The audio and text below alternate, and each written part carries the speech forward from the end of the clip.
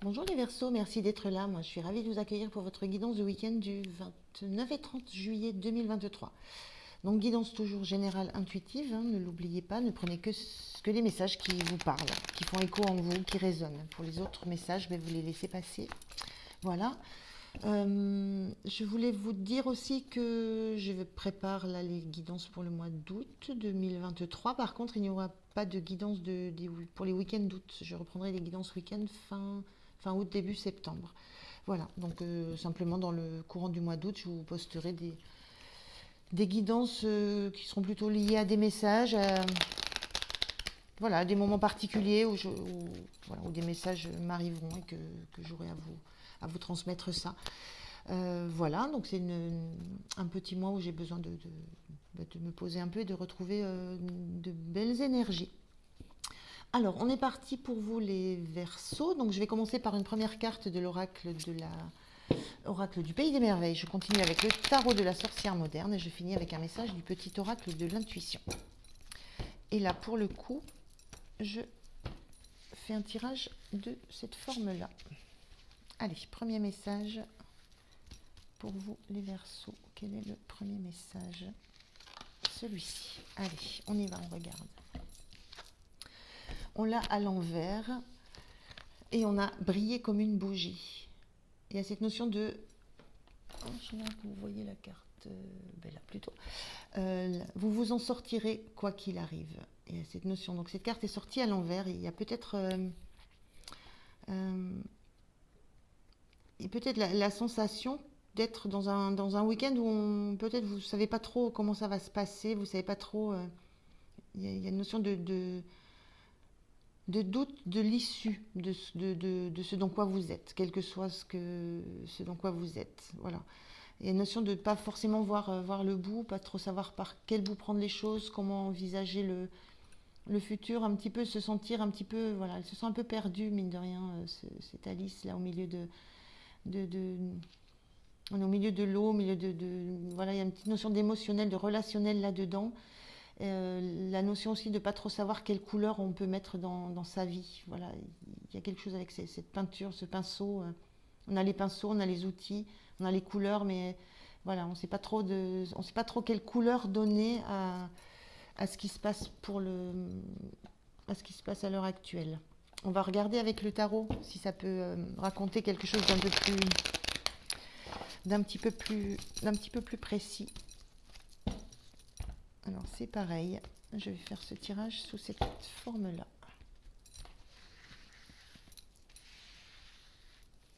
Alors je vais prendre 3 cartes pour la situation. Un petit peu ce qui se passe.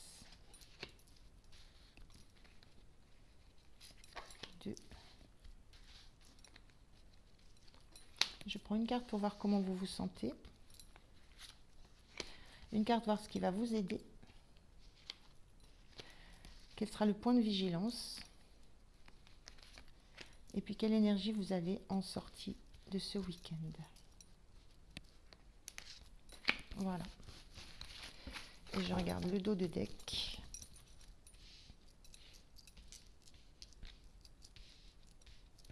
Et en dos de deck, on a cette reine d'épée inversée. Donc effectivement, il y a quelque chose qui n'est pas clair. On manque de clarté, on manque... il y a une notion d'essayer de prendre de la hauteur, mais pour autant de ne pas réussir à voir clairement les choses, à comprendre clairement les choses. Une notion de ne pas réussir non plus à communiquer de façon claire. La notion aussi avec cette reine d'épée inversée d'avoir du mal à se défaire d'un côté émotionnel dans une situation, de ne pas réussir à faire la part des choses, d'être beaucoup rappelé par l'émotionnel d'une situation et de ne pas réussir à voir clairement, uniquement avec l'esprit, en étant dégagé de tout sentiment peut-être, c'est un peu ce qui me vient, on a du mal à se dégager de ça, de ces sentiments, de ce relationnel. Alors on va voir ce que ça nous dit de plus, je regarde juste... Voilà.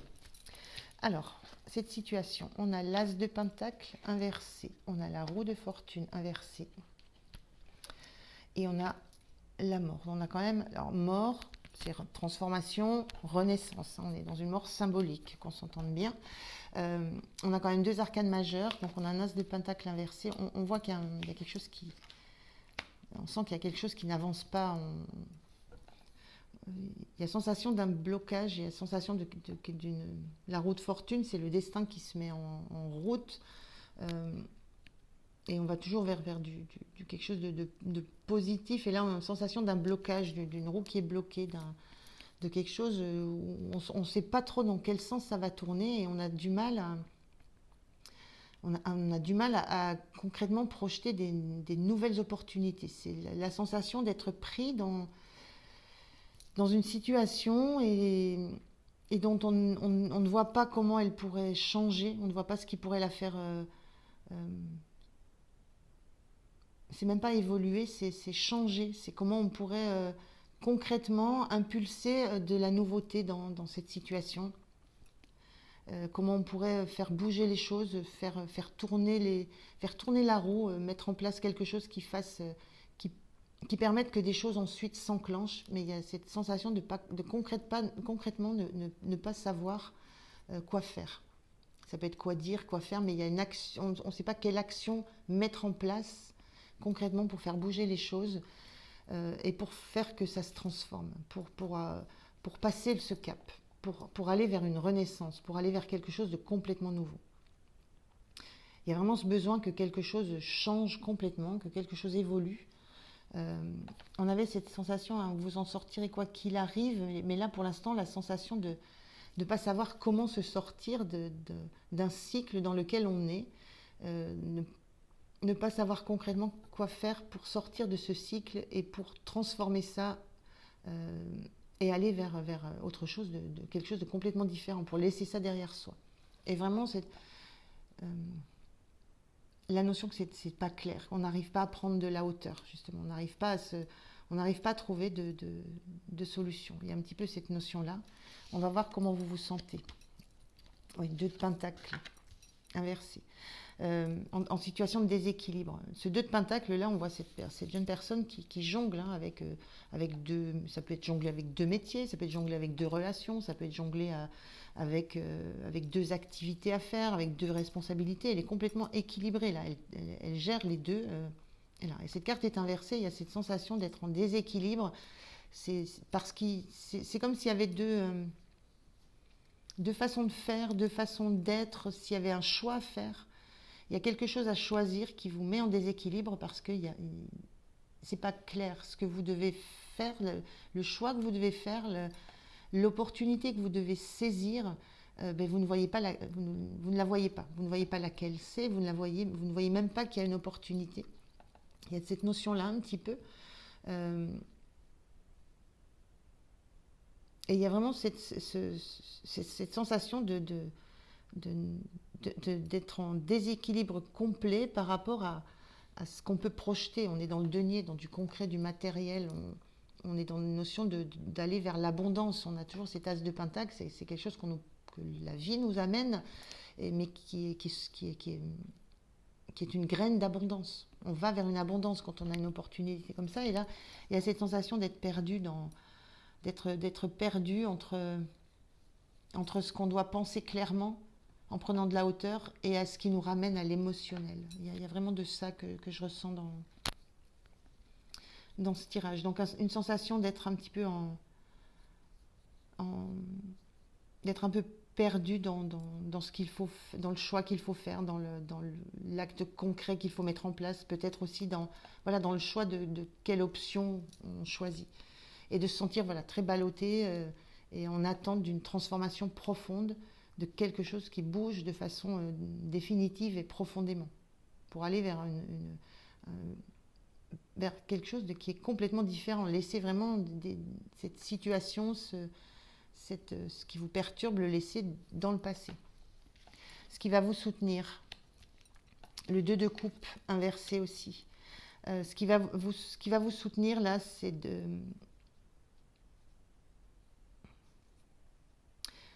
le 2 de coupe parle d'une rencontre, parle d'un échange, parle d'un partenariat. On est dans de la coupe, dans l'émotionnel, dans ce qui plaît au cœur. Ce qui va vous soutenir, c'est enfin, moi, ce que je ressens, c'est de ne pas partager ce que vous ressentez. C'est de garder ça pour vous. C'est comme si c'était quelque chose de réellement personnel, de réellement très intime. On est dans la sensation que c'est dans votre intimité, entre vous et vous, par rapport à une situation où vous n'arrivez pas à... Même image, hein, vous n'arrivez pas à trouver quelle couleur vous allez mettre à cette situation, quel choix vous allez faire. Et à cette sensation de ce qui vous aide, c'est de... ou alors de regarder franchement avec le cœur. C'est comme un dialogue intérieur. Voilà. Mais c'est pas un dialogue avec quelqu'un d'autre. C'est quelque chose que... Ce qui va vous aider, ça va être de ne pas partager. Enfin, je le redis, mais c'est de ne pas partager ça avec quelqu'un d'autre. C'est vraiment entre vous et vous.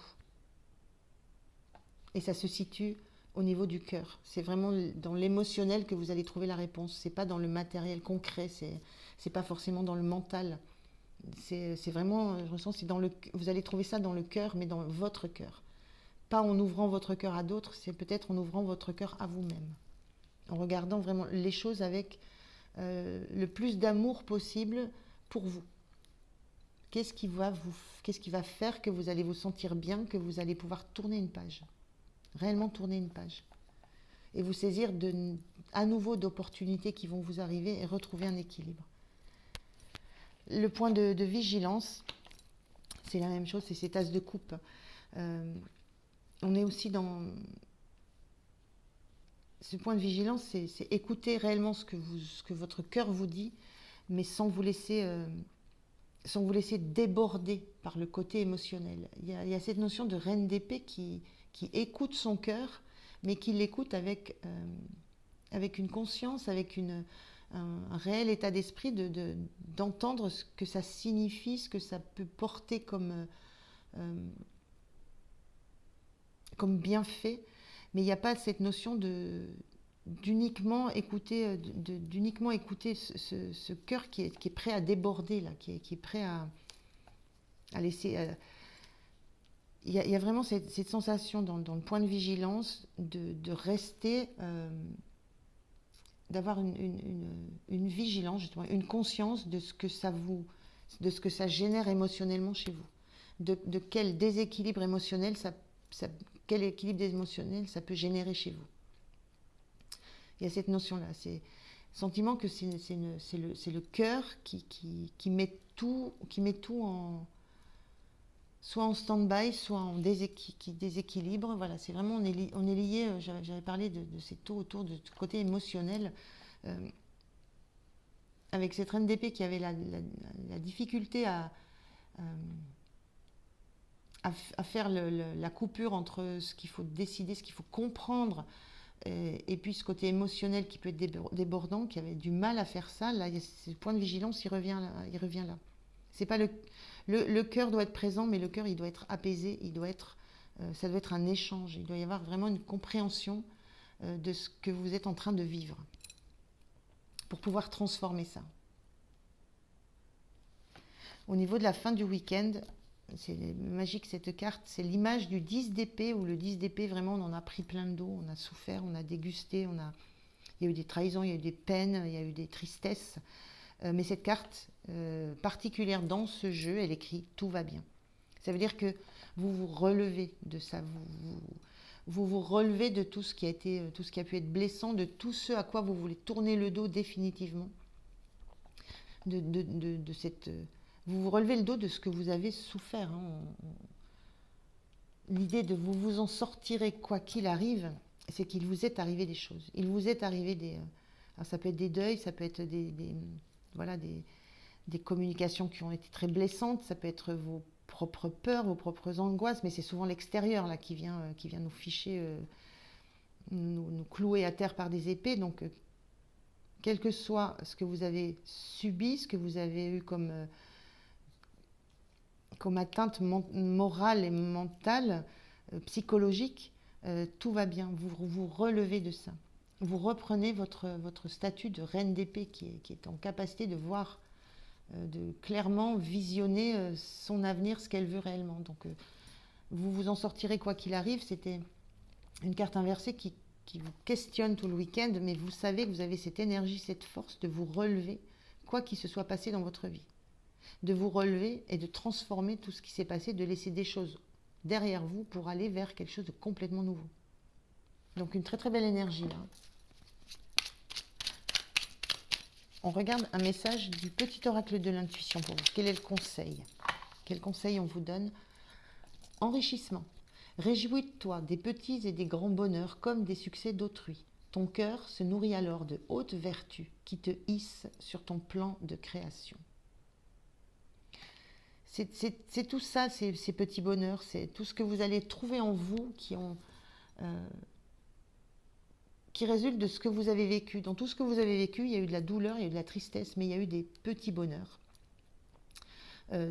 Chez vous, chez les autres. Et c'est ce qui va vous permettre, justement, c'est ce qui vous permet de vous relever, de passer outre ça. Je vais en prendre un autre.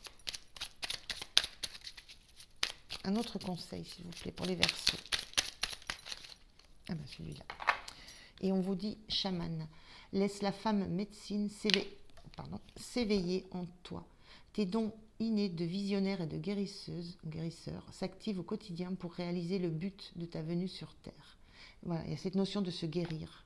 Et de visualiser ce pourquoi vous voulez vivre, ce pourquoi vous voulez passer outre ce que vous venez de vivre. Voilà, il y a vraiment cette notion-là.